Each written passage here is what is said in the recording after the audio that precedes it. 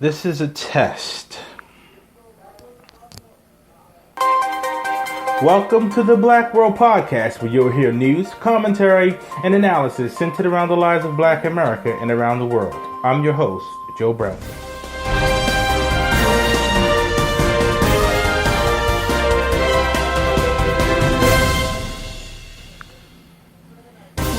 In the world of news, personal video devices and social media have been shown to be as central to the way we send and receive information as any other traditional news source.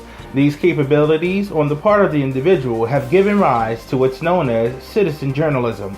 In recent years, citizen journalism and social media have played an important part in showing the world what has been going on in the dark corners of urban Black America for decades.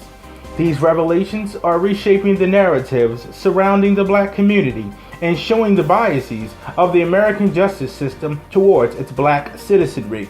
The purpose of this podcast is to centralize the daily funnel of information related to the Black community, their struggles against institutional racism, and the injustices they face on a continual basis as a result of white supremacy.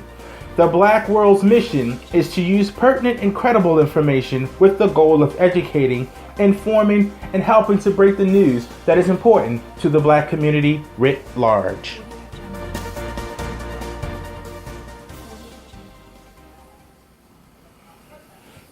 Again, thank you for joining me on the very first Black Whirl podcast. Today I have 3 stories to share with you. The first 2 are similar in content, and they speak to self-hate, poor self-image, and disunity among the Black community. And the last one is a must listen to. It's a portion of a lecture by Dr. Joy DeGruy speaking to a racially mixed crowd about post-traumatic slave syndrome. She conducted over 6 years of research. So stick around for that one. The first clip is by an author named Neely Fuller Jr. He's an author of a series of books under the title Counter-Racist Codes. And I'm going to play the video and I'll give my analysis on the other side. Kill, kill, kill. Find another Black person, walk around, looking around, spotting another Black person 2 blocks away. Don't fuck with me! Gravitate toward that person and find a reason to kill that person.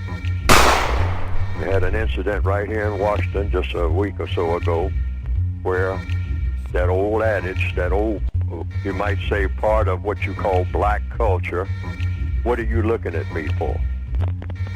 What are you looking at me for? I'll kill you, Black person that looks just like me, because you looked at me. Now, white people look at you all day. White people look at you all day, or they don't look at you because they don't even notice you because you're not that important.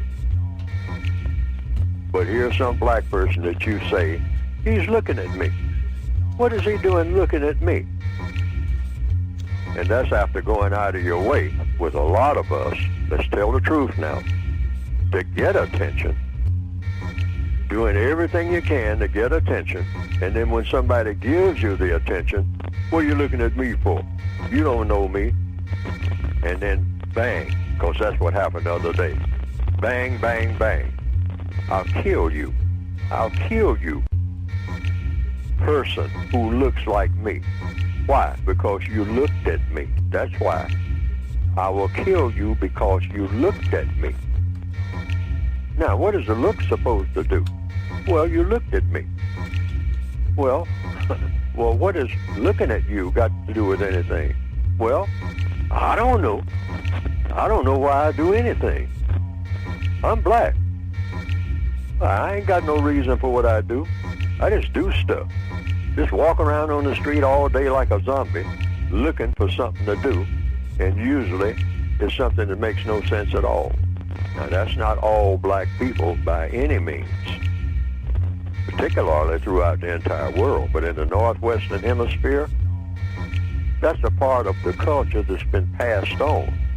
I heard stuff like that back in the early 1940s at least. And apparently, Marcus Garvey knew all about it back in the 1920s. This is 2016.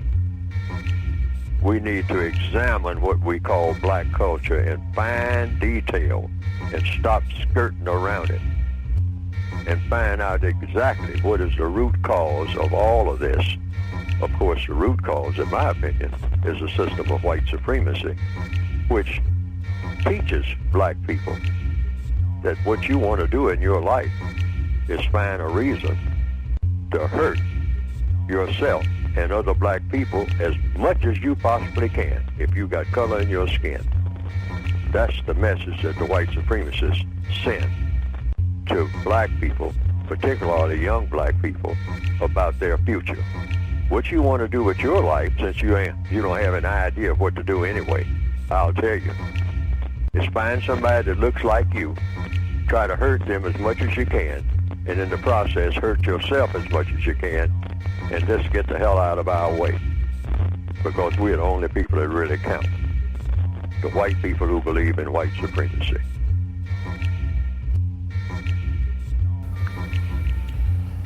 Okay, so, alright, so you heard it. My first thought when I heard it was that he was overgeneralizing with the way he narrated the video or the piece.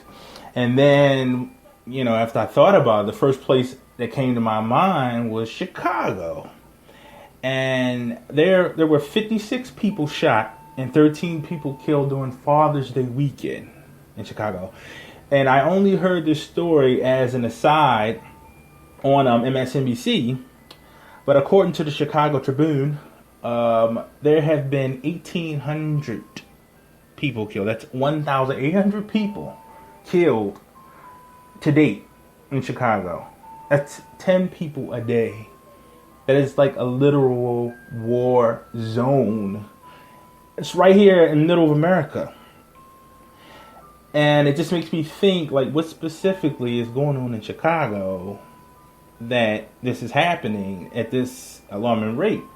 And the last thing I read about Chicago was it was gang-related violence. And but I just thought about it today, so I'll do more research on that, and I'll bring you that news in a subsequent show. But the next story I have is basically piggybacking off of the previous story you just heard, and I call it White Guy Rant, because basically that's what it is. It's a Facebook. It was on a Facebook page entitled "The Harsh Truth," and I have no more information. Well, I couldn't find any more information about this particular guy, but basically it's a white guy ranting on about the black community and what he feels needs to be done to move the black community forward, or what we need not do, more so.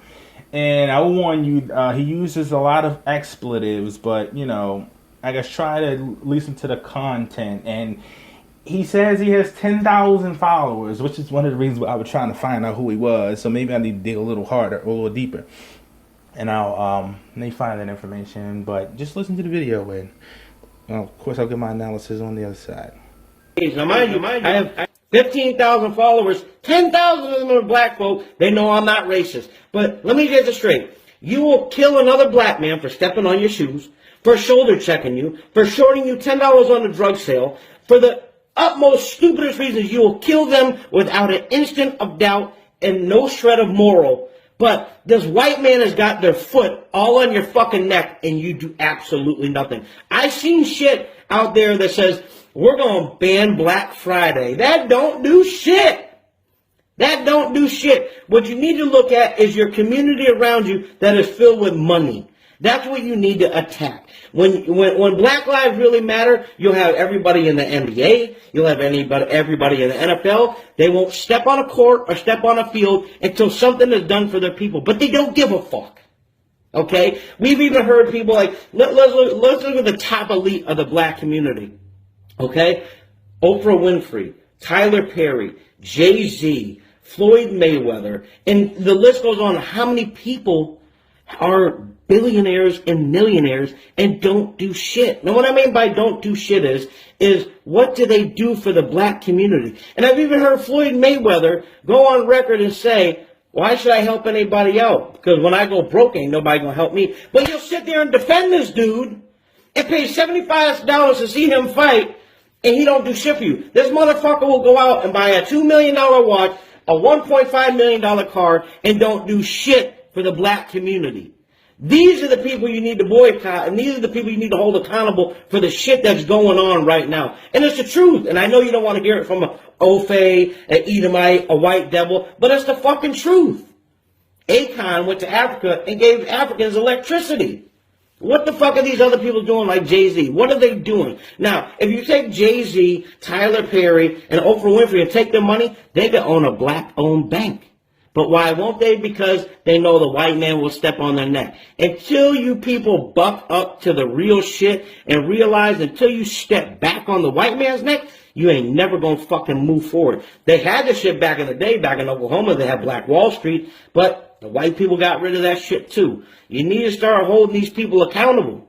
Okay? Every time you turn on a football game on Sunday, all you're doing is giving TV ratings and making TV networks millions of fucking dollars because you flicked on that TV. You bought that fucking baseball game ticket. You bought that football game ticket. You bought that basketball game ticket.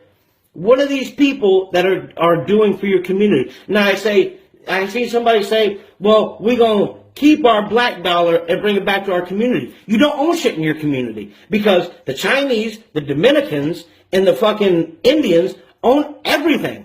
So you can't even go in your own neighborhoods because there's nothing owned by black people in their own neighborhoods. So you can't make your dollar even strong.